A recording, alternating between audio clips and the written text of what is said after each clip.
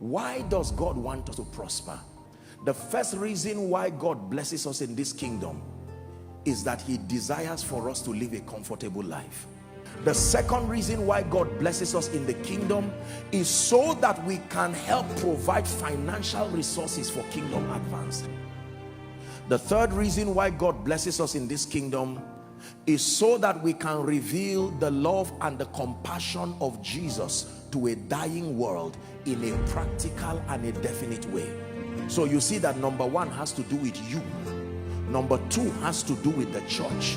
Number three has to do with the world. There are four realms of living, economically speaking. The first realm is called survival. It's a dangerous realm to be in. The second realm is called comfort. The third realm is called luxury. The last realm is called extravagance. The lowest realm and that highest realm is not for you. We are not called to a life of survival, and we are not called to a life of extravagance. These two realms are dangerous. If you find yourself in a realm of survival, fight it like you fight Satan. When you find yourself in a realm of extravagance, you are losing the consciousness of your stewardship.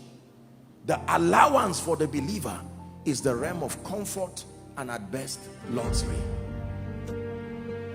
From a standpoint of assignment, the first assignment of money in your life is to help you redeem time.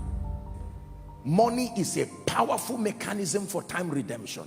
Number two, money is a mechanism for efficiency. This is really the assignment of money to you: time redemption and efficiency. There are three foundational truths that you must have at the back of your mind even before we begin to discuss the principles of the kingdom.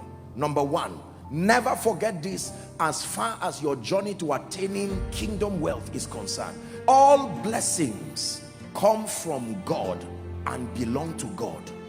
This is the first foundational understanding every believer must have. That means in this kingdom, owners are rebels. We do not own things, we are stewards. The second foundational rule for understanding kingdom wealth, that all blessings come from God through men to men. It does not come from God to men. It comes from God through men to men.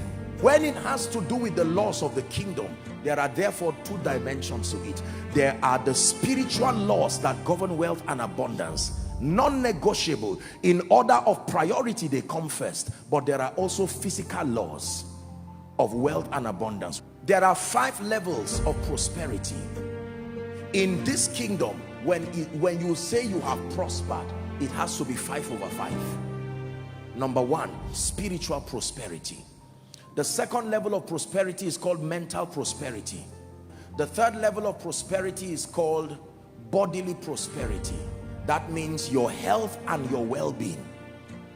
Number 4, financial prosperity. Are you saying that there are 4 levels now? Spiritual prosperity, mental prosperity, bodily prosperity, your health and well-being, and then financial prosperity. The last dimension of prosperity is called relational prosperity. The first spiritual law of wealth and abundance, write it down, is called the law of absolute surrender. If God does not have your heart, believe me, you are not ready to prosper God's way. When your heart belongs to him, he can now trust you with anything and not be afraid. Number 2 is the law of the tithe. Tithe is a 10th portion. According to scripture, the tithe was supposed to be a mechanism to cater for priesthood and to cater for the building of the Lord's house. Tithe is not about money. It is called the law of open heavens. And then number 3 is called the law of giving. If you do not engage the law of giving and receiving, there is a limit. In fact, you may not be able to rise to certain realms.